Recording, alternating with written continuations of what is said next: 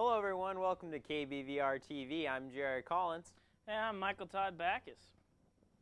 At least 28 people were killed and 13 injured in a munitions dump explosion in northern Afghanistan. The explosion was located in the village of Bajag, sorry about that, and some 80 miles north of Kabul. According to the Interior Ministry spokesman, the whole area of the munitions dump had been destroyed. Spokesman Lafa Marshall said that the ammunitions dump belonged to Bajaga. The police chief in Bagahalan, General Fazluddin Air, said that the weapons were stored in a bunker under Mr. Bajag's home compound. Apologize for the torturing of names there. A lawyer for Saddam Hussein is claiming that there is a plot to assassinate the one-time leader of Iraq. The lawyer says that the message received from an Iraqi leader, which stated, "We have received information that certain political parties in Iraq supported by Iran are plotting to assassinate President Saddam Hussein." The message was originally posted on a pro-Saddam Hussein website. The lawyer went on to state that the United States government is responsible to ensure the former Iraqi president's safety and that Hussein should be transferred, quote-unquote, to a safe place under the supervision of the United Nations. At least one Iraqi national advisor scoffed at the claims, calling them a ploy to have Hussein moved to a different court. Landy England, a private from the United States Army, pleaded guilty to 7 counts, including 4 counts of mistreating prisoners. The prosecutors had promised in exchange for these pleas to drop another count of committing an indecent act and a count of declaration of duty. England appears in the photos that were some of the most widely seen photos of abuse in Abdul Ghurab prison. Now that these pleas have been accepted by a military judge in Texas, it will be up to the jury of officers and enlisted soldiers to declare her punishment. The charges carry out a maximum sentence of 11 years, but the prosecution and defense has reached a pre-trial agreement for a lesser maximum. She was also questioned about the photos in which she was holding an Iraqi prisoner on a leash, which she responded by stating she had been told to do so by Private Charles Garner, who is currently accused of being the ringleader for these abuses. She continued to say, since Gardner was a military policeman, she thought that the actions were okay. The U.S. military says that it has lost contact with 2 jets flying in support of operation in Iraq. According to the statement, the status of the 2 U.S. Marine FA-18 Hornet aircrafts and their crew is unknown. There were no identifications of hostile fire in the area at the time. We're experiencing sadness over Bob Hunter, co-founder of Greenpeace Environmental Group's death after suffering from prostate cancer. Mr. Hunter helped to found Greenpeace in 1971. Mr. Hunter was well known for his campaigns against nuclear testing and the pollution of the world's oceans. Greenpeace Canada chairman John Doherty had this to say about the former champion for environmental rights. Bob was an inspirational storyteller, an audacious fighter, and unpretentious mystic. He was serious about saving the world while always maintaining a sense of humor. Mr. Hunter's other accomplishments include adopting the term rainbow warrior to describe Greenpeace activists, bringing public attention to the hunting of whales and seals, and his many works as a journalist and author. Hunter was named one of the 20th century's top eco-heroes by Time magazine. Today, Greenpeace has over 2.5 million members in 40 countries. Italy's report on the shooting of an Italian secret agent, Nicola Calipari, on 4th of March conflicts with the U.S. version of events. The report blames troop stress levels and inexperience for the shooting. The report claims that the U.S. authorities should have signaled that there was a checkpoint on the road and that it was difficult to pinpoint any individual responsible for the shooting. Calipari was shot while escorting hostage Giulian Cesariana to freedom. The Italian Foreign Ministry plans to release the findings this evening. The Pentagon today released that the Army has missed its recruiting goal for the third month. Currently, the Army is on the pace to reach only 85% of their recruiting goal for the year. The goal for the year had been 80,000 enlistees, and we're hoping to recruit at least 6,600 soldiers for the Army in the month of April. The Army is hoping that this summer will give them a jump for recruitment, but surveys have shown that many parents and young adults are wary of the recruitment, as there are reports every day of soldiers being killed and wounded in Iraq. A new meaning for the word finger food.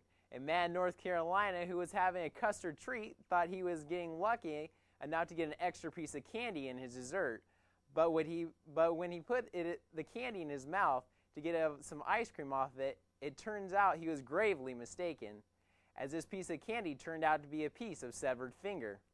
Upon investigation, it was found that employees at Cole's Frozen Custard lost part of his finger in a food processing machine accident. Authorities are still not clear on how the finger got into the custard. In Evergreen, Colorado, there is a 13-year-old girl who has already heads up a nonprofit organization that helps orphan girls in Peru. She has been named one of America's top 10 youth volunteers. Dauncey's motivation for her cause is close to her heart, as she was adopted from Peru, and says she could have been an orphan, the same situation as the girls she is trying to help. So she has set out to help provide those girls with food, clothes, to improve their situation, and hopefully soon they will find adoptive parents, as she did. Another honored volunteer was 15-year-old Colin Judd from Dayton, Ohio, who received more than $16,000 for charities by organizing an annual classical music concert. The 10 honorees each received awards of $5,000 and grants in the SMAE amount from the Purdue Foundation to go to their charity of their choice. This year's honorees range in age from 12 to 18. Hope you guys stick with us. We'll be here after the break.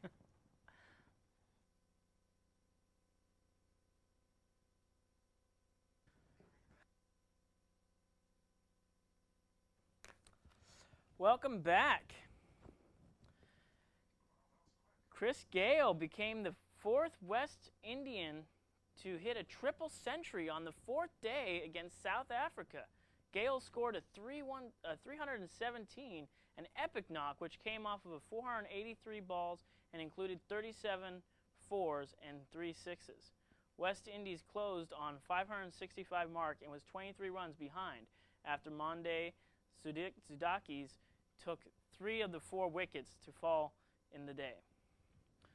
Sarvina Chandapal, who put on 149 runs with Gayle, was unbeaten on 82. Gayle wasted little time eclipsing his previous high of 204 that came against New Zealand in 2002. His efforts also set a new benchmark for individual scores against South Africa. The previous record of 299 was set by the late Sir Don Badman in 1931 through 1932 series. Tennis results. Highlights of the WTA Tour Qatar Total German Open results for Monday are: Ping Shuai of China defeated Japan's 14th ranked Aya Sugami 7-5, 6-4. France's Virginia Raziro came back to defeat 16th ranked Karolina Sperm of Croatia 4-6, 6-1, 6-2. Kaveta Pszczynski of the Czech Republic defeated American Angelina Haynes 6-2 and 7-6. Jill Krybass of the United States defeated Germany's Stephanie Grohilin 4-6, 6-3, 6-4. And in a dogfight, Elena Danbu of Greece defeated Katerina Bohomovia of Czech Republic 6-7, 6-3, and 7-6. And to round out the first round, Germany's Annalena Genfeld defeated Evgenia Lienska of Russia, 6-1 and 6-2. Whew, that's a heck of a racket. Sean Murphy has beaten Matthew Stevens 18-16 to become the first qualifier since Terry Griffiths in 1979 to win the World Snooker Championship. Murphy went on into the tournament as a 150-1 outsider, but the Rotham-based player showed his poise beyond his 22 years of age by making 107 breaks to win the match in the 34th frame. Murphy takes home a prize of 250,000 euros, while Stevens picks up a prize of 125,000 euros for second place. The new world champion was ecstatic after the shock victory. Quote, "Me and my coach Steve Prest did a drive-by the Crucible before the qualifiers at the press stand," said Murphy. "We both thought it would be great to play here. Never mind, lift the trophy. It's an honor to be the last embassy champion." Jeff Van Gundy of the Houston Rockets has been hit with the biggest fine ever given to an NBA coach. The league is fining Van Gundy $100,000 for accusing officials last night of targeting Houston center Yao Ming during playoff games because of complaints made by Dallas Mavericks owner Mark Cuban.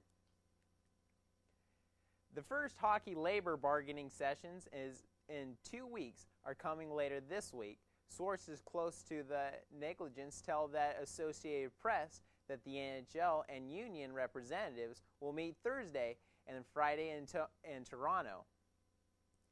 Junior catcher Elisa Allen got her first career Grand Slam, and Brianne McGowan had a career-high 12 strikeouts as the number 8 Beavers defeated number 2 Arizona 4-0 yesterday. Beavers are now 31-10 and 11-4 in the Pacific 10 Conference. Arsenio defeated West Brom 2-0 at home.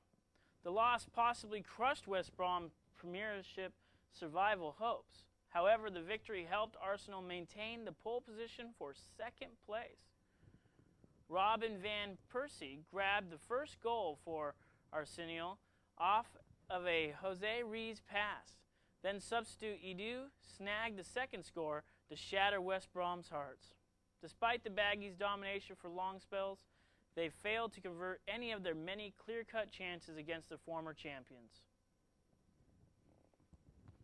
The WTA Tour Grand Prix Essar la Princesse Lala Merham in Morocco results Monday are Anne Kermer of Luxembourg, sorry about that, Annie, defeated Maria Diaz Olivia of Argentina 6-4 and 6-3. Number 7 ranked Arextia Para Santonia of Spain defeated Cervena Beltram of France 3-6, 4-6. Antonio Sierra Zieta of Italy defeated Melenda Krisink of Hungary 6-3, 6-0. And last but not least, Lourdes Dominiques Lino, also of Spain, defeated Morocco's own Habia Lafra 6-4 and 6-2. Tomorrow is a big day in the entertainment industry. Folk singer Pete Seeger will turn 86. Other artists born on May 3rd include the godfather of soul himself, James Brown, who turns 72. Sports announcer Greg Gimble, singer Christopher Cross, drummer Cactus Moser of Highway 101, soft cell keyboardist David Ball, country singer Shane Miner and Brad Martin, and of course, West Wing's actor Dual Hill, who turns 30. I would like to hear that birthday song.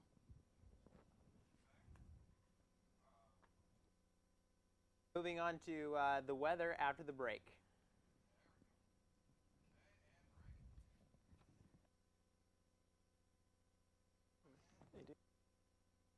Welcome back, and now for the weather. All right, well, moving right into weather. Partly cloudy, high of 68 and low of 50. Wednesday, rain showers, high of 65 and low of 45. Thursday has a chance of rain with a high of 65 and a low of 44. And Friday also has a chance of rain with a high of 65 and a low of 46. And Saturday looks to be mostly cloudy with a high of 53 and a low of 45.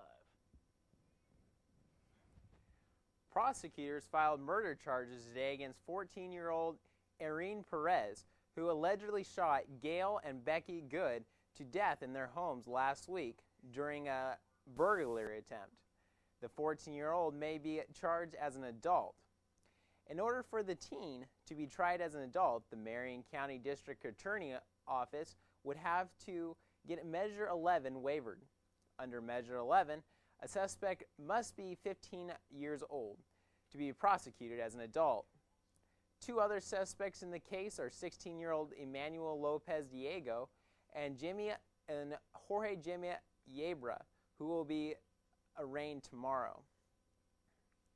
A new study shows the number of Oregonians without health insurance is on the rise. The study shows 613,000 Oregonians lack health insurance. That is about 19% of working adults. This is the 9th highest level in the nation. Governor Kulongoski nor the legislature budget writers are proposing any additional money for the Oregon Health Plan. State Senator Ben Westland, a Republican from Tumalo, says that he wants to create a task force that would look into ways to improving the current situation in Oregon. We have a Washington State governor election update. A ruling has been made in the pre-trial hearing of the Republican lawsuit challenging the election of Washington State's governor. The judgment favoring the Democrats states that parties will not be able to use county records known as crediting records to prove who voted. The Wichita judge agreed with the Democrats' claim that the crediting records contained just too many errors to be accurate. An Oregon man has been arrested after allegedly threatening to kill himself and a Trailsway bus driver with a scalpel. The 46-year-old Salem man named Philip Childress made the threat early this morning after boarding the bus. When the bus pulled over near Weatherly, Childress fled by hijacking a local motorist who stopped to avoid hitting the man. Childress was en route to Omaha and is being held in a Plattsmouth, Nebraska County jail. Tillamook County will be the first city in the United States to be declared ready for a tsunami. The county paid $15,000 for the 27 warning sirens and an emergency radio system. County officials raised the funds themselves. The National Oceanic and Atmospheric Administrations give the tsunami ready decision to committees. For those of you interested in financial and accounting, OSU's College of Business will be hosting their annual financial accounting conference on Thursday, May 12th at the CH2M Hill. If you are interested for the all-day event, you will need to register at the website www.bus.oregonstate.edu or call 541-737-4276. The cost of the event is $150 per person or $125 per person for groups or two or more. Some of the highlighted topics for the conference are current accounting, issues at the Financial Accounting, Standards Board, financial reporting, the U.S. Justice Department's investigation of Enron, the view from the SEC, and a glimpse of the future. So if you are interested, the last day to register is Thursday, May 5th. All right, everybody. Well, thanks for stopping by. We'll see you later, Corvallis.